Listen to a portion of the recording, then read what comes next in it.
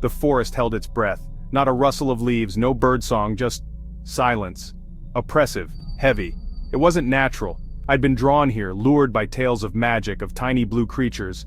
Now I wasn't so sure. This wasn't whimsy, it was a warning. Something was wrong in the heart of these woods. I pushed deeper, drawn by an unseen hand. Sunlight, normally dappled and playful, struggled to penetrate the canopy. The air itself felt thick, heavy with secrets. The silence wasn't emptiness, it was anticipation. The forest waited, watched, and I, fool that I was, walked into its web. The path opened into a clearing. Relief, for a moment. Then I saw them. Tiny, blue, and oh so wrong. They frolicked, seemingly carefree, but their joy felt forced, rehearsed. This wasn't a community, it was a performance, and I was the audience. They called themselves Smurfs, a child's word for a childlike people. But there was nothing innocent in their eyes. They watched me with a chilling awareness. Their smiles didn't reach those eyes. They knew I saw something, a darkness they tried to hide. Their village was meticulously crafted, mushroom houses, cobbled paths, a picture of idyllic simplicity. Yet it felt staged, too perfect, like a spiderweb, beautiful and deadly, spun to trap the unwary. And I, entangled in their gaze, was already caught. Their leader, Papa Smurf, approached. He radiated an unsettling calm, a control that belied the chaos I sensed beneath the surface. His words were honeyed, welcoming, but his eyes held a coldness that made me shiver. This wasn't a kind old man, this was a puppet master. He spoke of harmony, of simple living, lies. The forest was a place of secrets, where shadows whispered truths that contradicted his words. I saw the envy in Smurfette's eyes. The only female, a possession rather than a participant. She was trapped in a role she never chose, her smile a mask hiding her true feelings. I saw the greed in greedy Smurf, hoarding treats, his belly a bottomless pit. His insatiable hunger was a reflection of the emptiness within, a void he could never fill. And hefty Smurf, muscles rippling, radiating pride, a bully in blue. His strength was his identity, but it masked a deep insecurity, a fear of being seen as weak. Papa Smurf saw me watching. His smile didn't falter, but his eyes narrowed. He was the puppet master, pulling strings, ensuring everyone played their part. He knew I saw through the facade. His knowing gaze was a challenge, daring me to expose the truth. His power rested on the illusion of innocence. The serene forest was his stage, and he was the director, crafting a narrative of peace and simplicity. My presence, my doubts, threatened to shatter that illusion. I was the intruder, the one who saw beyond the surface, questioning the reality they presented. I had become a problem. My skepticism was a threat to their carefully constructed world. He invited me to stay, a generous offer.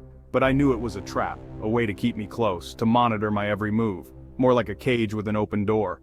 The forest cabin was a prison, its open door a mockery of freedom. He thought he had me fooled, lulled into a false sense of security. He underestimated me. He didn't realize that I was playing my own game, one where I would uncover the truth. I would play his game, pretend to be charmed, all the while peeling back the layers of their deceptively sweet facade. Each day I observed, I listened, and I learned. The forest whispered its secrets to me, and I was determined to reveal them all. The more I uncovered, the more I realized how deep the deception ran. It wasn't just Papa Smurf, it was the entire community, each Smurf playing a part in the grand illusion. Even the forest creatures seemed to be in on the secret, their eyes watching silently from the shadows, as if they too were part of the charade. But I was resolute. I would not be swayed by their attempts to deceive me. I stood firm, determined to bring the truth to light, no matter the cost. And as the light began to break through the forest canopy, I felt a glimmer of hope. The truth was within reach, and I was ready to expose it. 7 sins, Smurf-sized, each Smurf a caricature of human weakness. Grouchy Smurf, a testament to wrath, his every word dripping with bitterness. Lazy Smurf, sloth embodied, his only ambition to sleep. Vanity Smurf, preening and narcissistic, obsessed with his reflection. The 7 deadly sins, miniaturized but magnified. Their actions, though seemingly trivial, held a disturbing undercurrent. Jokey Smurf, his pranks bordering on cruel, delighting in the misfortune of others. Brainy Smurf, his intelligence a weapon, used to manipulate and belittle. Their blue skin couldn't hide the darkness that festered within. And at the center, Papa Smurf, pulling the strings, he fostered their vices, nurtured their flaws. Why? What was his endgame? My blood ran cold as I realized it. He wasn't just content with their small-scale sins, he wanted to unleash them on the world. The man who knew too much. There was a man who lived on the fringes of society, a man whose name was spoken in hushed tones, a name that carried with it an air of mystery and dread. This man was known as Gargamel. They spoke of him in hushed tones, a name whispered with fear and loathing. Gargamel. He was a figure shrouded in enigma, a man whose very presence seemed to cast a shadow over the hearts of those who knew of him. He knew the truth about the Smurfs, a truth that was too terrifying for most to comprehend. The Smurfs, those seemingly innocent and cheerful creatures, were not what they appeared to be. He had tried to warn the world, he had tried to make them see the danger that lurked beneath the surface of those blue-skinned beings. But his warnings fell on deaf ears. They called him mad, delusional. They laughed at his warnings and dismissed his fears as the ravings of a lunatic. But I saw the fear in their eyes when they spoke his name. But I saw the fear in their eyes when they spoke his name. It was a fear that betrayed their true feelings. A fear that hinted at the possibility that Gargamel might be right. He was a threat, not because he was crazy, but because he was sane.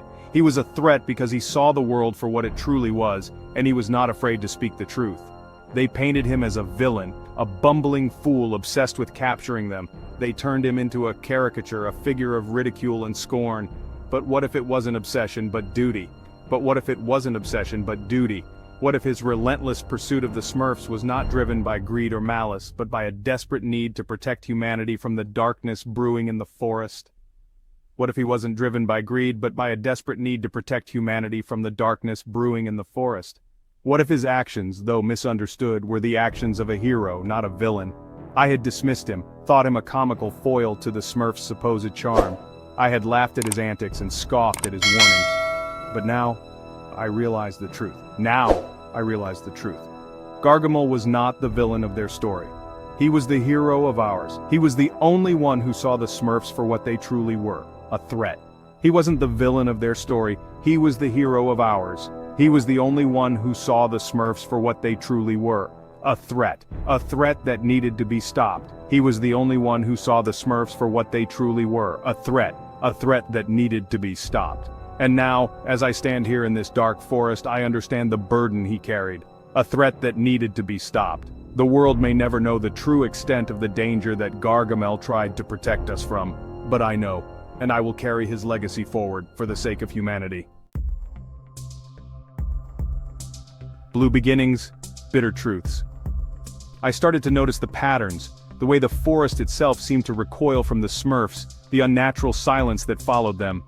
The whispers in the wind, fragments of forgotten stories, tales of a village driven mad, of deals made with dark forces. The Smurfs' origins, once a source of childish wonder, now chilled me to the bone. Their blue skin, their strange language, it wasn't natural, it spoke of something older, something sinister. They weren't born, they were created. Twisted mockeries of innocence, brought to life for some dark purpose. And Papa Smurf, their creator, their master. He had crafted them, molded their flaws, weaponized their sins. He planned to unleash them like a plague of blue locusts upon the world. And I, trapped in his web of forced merriment, was running out of time to stop him. Hope wears a pointy hat. In the dead of night, with the moon casting eerie shadows, I found myself running through the dense forest. My heart pounded in my chest, each beat echoing the urgency of my mission. I had to escape, warn someone. But who would believe me? The fear gnawed at me, making me glance back repeatedly, expecting to see those tiny blue figures chasing me. Who would believe that these seemingly harmless creatures were instruments of chaos? Their innocent appearances masked a sinister reality, one that only a few could see. There was only one option: Gargamel. The name itself sent shivers down my spine, but he was the only one who might understand. He may be feared, ridiculed, but he was the only one who knew the truth. The truth that the Smurfs were not the benign creatures everyone believed them to be. I slipped away under the cover of night. The darkness was my ally, hiding me from prying eyes and giving me the courage to continue. The forest, no longer silent, seemed to urge me on. Every rustle of leaves, every snap of a twig pushed me forward, reminding me of the stakes. The wind whispered warnings, but also hope. It was as if the very elements were aware of the impending danger and were guiding me towards my goal. Hope that Gargamel would believe me. Hope that he would see the urgency in my eyes and understand the gravity of the situation. Hope that together, we could expose the Smurfs for what they were and stop their insidious plan. The plan that threatened to engulf the world in a facade of sweetness, while hiding a core of darkness. As I ran, I realized the terrible truth. The truth that had been staring me in the face all along, but I had been too blind to see. Gargamel wasn't crazy. He was a visionary. He saw through the Smurfs' deception, understanding their true nature. He wasn't a villain, he was a protector, standing alone against a tide of blue. A tide that threatened to wash away everything good and pure in the world. And I, a fool who had been so easily charmed, had to reach him before it was too late. Before the Smurfs' saccharine poison spread, and their darkness consumed the world. The forest seemed to close in around me, the shadows growing longer and more menacing. But I couldn't let fear stop me. I had to keep going for the sake of everyone who was still blissfully unaware of the danger lurking in the form of those tiny blue creatures. The world depended on it.